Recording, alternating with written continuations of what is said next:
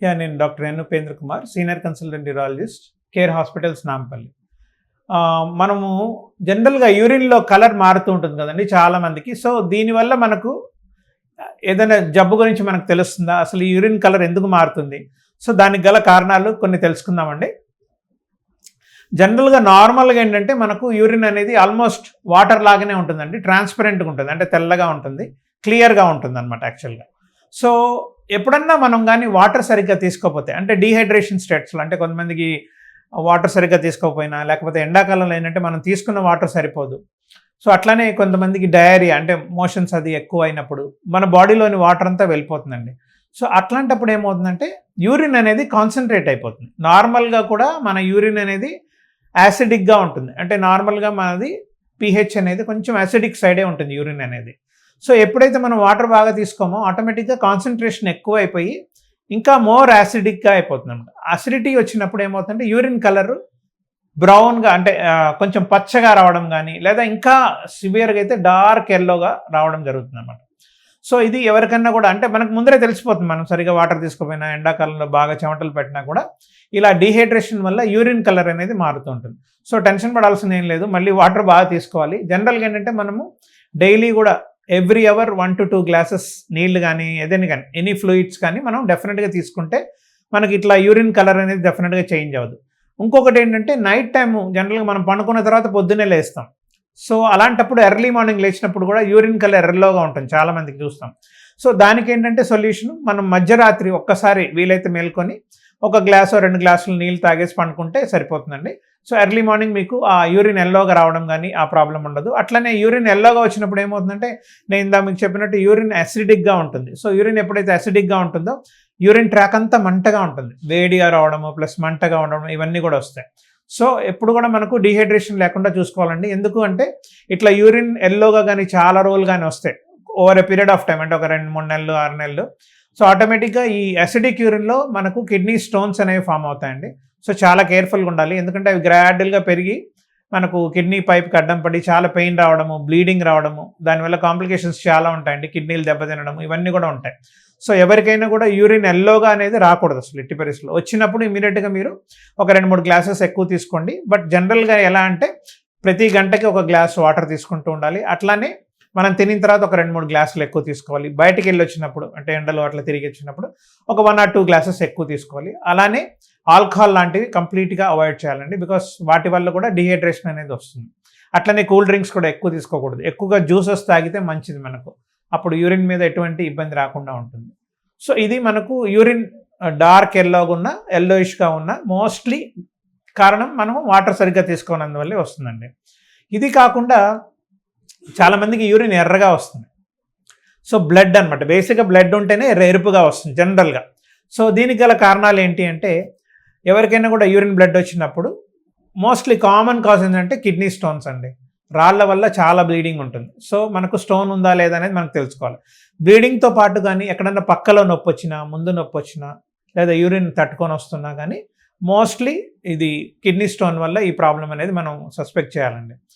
రెండోది ఏంటంటే, కామన్‌గా పెద్దవాళ్ళలో పర్టికులర్‌గా ఒక 40, 50 ఇయర్స్ దాటిన వాళ్ళల్లో యూరిన్‌లో బ్లీడింగ్ బాగా ఎక్కువ వస్తూ నొప్పి లేకుండా, అంటే పెయిన్‌లెస్ బ్లీడింగ్ అంటాం. అలాంటిది గడ్డలు గడ్డలు పడుతున్నాయంటే మోస్ట్లీ క్యాన్సర్ బ్లాడర్ అంటాం. బ్లాడర్‌లో క్యాన్సర్ గాని ఉంటే ఇలాంటి బ్లీడింగ్ అనేది మనకు రావచ్చు. అప్పుడు యూరిన్ ఎర్రగా వస్తుంది, ప్లస్ మనకు గడ్డలు కూడా పడుతూ ఉంటాయి. బ్లడ్ క్లాట్స్ వస్తూ ఉంటాయి అన్నమాట. సో, పెద్దవాళ్ళలో పర్టికులర్‌గా ఇది. అట్లనే చిన్నవాళ్ళలో కూడా ఈ కాలం వస్తుందండి. ఎందుకంటే ఎక్కువ మంది స్మోకింగ్ చేస్తున్నారు. సో, ఏ విధంగా స్మోకింగ్ చేసినా, అంటే టొబాకో చూ చేసినా కానీ ఆ స్మోకింగ్ వల్ల క్యాన్సర్స్ వస్తున్నాయి. సో, అందువల్ల ఏంటంటే బ్లాడర్లో కానీ ఏ క్యాన్సర్ ఉన్నా కూడా ఇట్లా సివియర్ బ్లీడింగ్తో వస్తారండి. మూడోది ఏంటంటే యూరిన్ ఇన్ఫెక్షన్స్. చాలామంది ఆడవాళ్ళలో చాలా కామన్ అండి. ఈ ఇన్ఫెక్షన్స్ అనేవి రిపీటెడ్గా వస్తూ ఉంటాయి. సో, సివియర్గా ఇన్ఫెక్షన్ వచ్చినప్పుడు ఆటోమేటిక్‌గా యూరిన్ నెంబర్ ఆఫ్ టైమ్స్ వస్తుంది, బాగా మంటగా వస్తుంది, ఫ్రీక్వెంట్‌గా వస్తుంది. అట్లానే ఈ బ్లీడింగ్ అనేది కూడా ఎక్కువగా ఉంటుందండి. సో, ఇది కాకుండా చాలామందిలో డయాబెటిక్స్, ఇప్పుడు ఈ కాలం మనం చూస్తున్నాం ప్రతి ఒక్కరికి షుగర్ ప్రాబ్లం అనేది ఎక్కువగా ఉంటుంది. సో, ఎవరికైతే షుగర్ అన్‌కంట్రోల్డ్‌గా ఉంటుందో అలాంటి వాళ్ళకి ఏమవుతుందంటే కిడ్నీలో రీనల్ ప్యాపిల్లా అని ఉంటుంది. అంటే కిడ్నీలో ఒక పార్ట్ అది బ్రేక్ అయిపోయి దాని నుంచి సివియర్ బ్లీడింగ్ వస్తుందండి. దాన్ని రీనల్ ప్యాపిలరీ నెక్రోసిస్ అంటాం. సో, దీనిలో కూడా చాలా బ్లీడింగ్ ఉంటుంది. సో, అందువల్ల మనం చాలా కేర్ఫుల్‌గా ఉండాలి.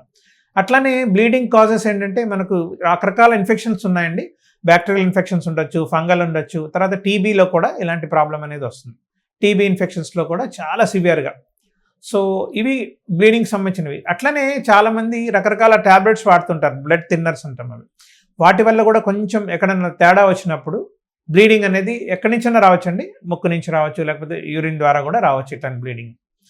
అట్లనే కొన్ని రేర్ కండిషన్స్ ఉన్నాయండి, ఏవి మాల్ ఫార్మేషన్స్ అంటాం, అంటే రక్తనాళాల్లో కొన్ని డిఫెక్ట్స్ వల్ల బ్లీడింగ్ అనేది చాలా సివియర్గా వస్తూ ఉంటుంది. సో ఇది కాకుండా పెద్దవాళ్ళలో, పర్టికులర్గా 50-60 ఏళ్ళు దాటిన వాళ్ళల్లో ప్రాస్టేట్ ఎన్లార్జ్మెంట్ అని ఉంటుందండి ఒక ప్రాబ్లము. దానిలో కూడా ఎక్కువ పెద్ద గ్లాండ్ సైజ్ అయినప్పుడు చాలామందికి సివియర్ బ్లీడింగ్తో వస్తారనమాట. సో ఇవన్నీ కూడా చాలా కారణాలు. మనకు ఎర్రగా మూత్రం వస్తుందంటే మోస్ట్లీ సస్పిషన్ ఏంటంటే క్యాన్సర్ ఫస్ట్ మా మైండ్లో ఉంటుందండి. నెక్స్ట్ స్టోన్ అని చెప్పాను, ఇన్ఫెక్షన్స్, తర్వాత నేను ఇప్పుడు చెప్పిన షుగర్ వల్ల వచ్చేవి, రకరకాల కారణాలు ఉన్నాయండి. సో మీరు దీనికి సంబంధించి ఒకసారి యూరాలజిస్ట్ని సంప్రదిస్తే ఆటోమేటిక్గా ఆ టెస్ట్లు అన్నీ చేస్తాము. దానికి రిలేటెడ్గా సిటీ స్కాన్ అని ఒకటి ఉంటుందండి, అది చేసి కన్ఫర్మ్ చేసుకుంటాం ఎక్కడ ప్రాబ్లం ఉందో. దాన్ని బట్టి స్టోన్ అయితే దానికి ట్రీట్మెంట్, క్యాన్సర్ అయితే దానికి సంబంధించిన ట్రీట్మెంట్ ఇమీడియట్గా తీసుకుంటే మనకు ప్రోగ్రెస్ అవ్వకుండా, మనకు ఎటువంటి హాని కలగకుండా చేసుకోవచ్చు. తర్వాత కొద్దిమందికి యూరిన్ టర్బిడ్గా వస్తుంది, అంటే ఫోమీగా వస్తుందండి, అంటే నురుగుగా వస్తుంటుంది. చాలామంది గమనిస్తుంటారు. చాలామందికి నురుగు రావడం నార్మల్ ఉండొచ్చండి, అట్లా రూల్ ఏం లేదు, నురుగు వచ్చినంత మాత్రం జబ్బు ఉందని. బట్ చాలామందిలో ఏంటంటే ఆ నురుగు అనేది కంటిన్యూ అవుతూ ఉంటుంది కొన్ని నెలల తరబడి. సో అలాంటప్పుడు మనం చెక్ చేయించుకోవాలండి, చాలా ఇంపార్టెంట్. పర్టికులర్గా షుగర్ పేషెంట్స్ లేదా బీపీ ఉన్న వాళ్ళు కానీ వీళ్ళందరూ కూడా చెక్ చేసుకోవాలి. ఎందుకంటే ఒక 5-6 ఇయర్స్ దాటిన తర్వాత షుగర్ కానీ బీపీ కానీ డయాబెటిక్ నెఫ్రోపతి అనే ఒక కండిషన్ ఉందన్నమాట. దానిలో ఏంటంటే కిడ్నీకి సంబంధించిన ఫిల్టరింగ్ మెకానిజం దెబ్బతింటుంది. సో దానివల్ల ప్రోటీన్ అనేది లాస్ అవుతూ ఉంటుందండి. ఈ ప్రోటీన్ అనేది ఎప్పుడైతే లాస్ అవుతుందో ఆటోమేటిక్గా ఆ ప్రోటీన్ అనేది మనకు యూరిన్లో కనిపించే విధానం ఇది టర్బిడ్గా అన్న ఉంటుంది, కొంచెం థిక్గా ఉండడము, లేకపోతే ఇట్లా బబుల్స్గా రావడం వస్తుందండి. సో నురుగు వచ్చింది అంటే మోస్ట్లీ మనం సస్పెక్ట్ చేయాలండి ఇది. అట్లానే ఫ్యాట్ గాబ్యూల్స్ కూడా అలానే, ఈ ఫ్యాట్ ఏదైతే ఉంటుందో మనకు ఎట్లయితే బబుల్స్ ఉంటాయో అట్లనే కూడా ఈ యూరిన్ అనేది రావడం జరుగుతుందండి. సో ఇది ప్రోటీన్యూరియా అనే కండిషన్లో ఈ ప్రాబ్లం ఉంటుంది. దీన్ని ఎక్కువగాని ప్రోటీన్ పోతే దాన్ని నెఫ్రాటిక్ సిండ్రోమ్ అని కూడా అంటారు. సో అది మనము యూరిన్ టెస్ట్ చేసినప్పుడు దానికి సంబంధించిన టెస్టులు ఉంటాయండి, యూరిన్ ఫర్ మైక్రో ఆల్బుమిన్ అని, అది చేస్తే మనకు క్లారిటీ వస్తుందండి. అట్లనే జాండీస్ ఉన్న వాళ్ళకి కూడా కొన్నిసార్లు యూరిన్ అనేది ఎల్లోగా వస్తుంది, చాలా థిక్ ఎల్లోగా ఉంటుందండి. సో మనం లివర్ ప్రాబ్లం ఏదన్నా ఉందా అనేది సస్పెక్ట్ చేయాలి, ఏదన్నా కామెర్లు ఉన్నాయా లేదా వీళ్ళకి సస్పెక్ట్ చేసుకోవాలండి. ఎందుకంటే ఎక్కువ ఆల్కహాల్ తీసుకునే వాళ్ళకి ఇట్లాంటి ప్రాబ్లం రావచ్చు, లివర్ డిజీజు, లివర్ ఫెయిల్యూర్ అనేది రావచ్చు. సో ఈ రకరకాల కలర్స్ అండి. అట్లనే కొద్దిమందికి యూరిన్ పాలలాగా వస్తుంది, సో దాన్ని కైలూరియా అంటామండి. ఇది జనరల్గా 2 కారణాల వల్ల వస్తుంది. ఒకటి ఫైలేరియాసిస్ అంటాం, దోమకాటు వల్ల వస్తుంది, కాలు బోధకాలు అంటారు. రెండోదేమో టీబీ వల్ల రావచ్చండి. ఈ 2 కూడా యూరిన్లో కానీ వచ్చినప్పుడు ఆ బ్లడ్తో పాటు పాలలాగా యూరిన్ వెళ్తుందండి, దాన్ని లింఫ్ అంటాం యాక్చువల్గా. సో దీన్ని కైలూరియా అనే ఒక పదం అంటాం.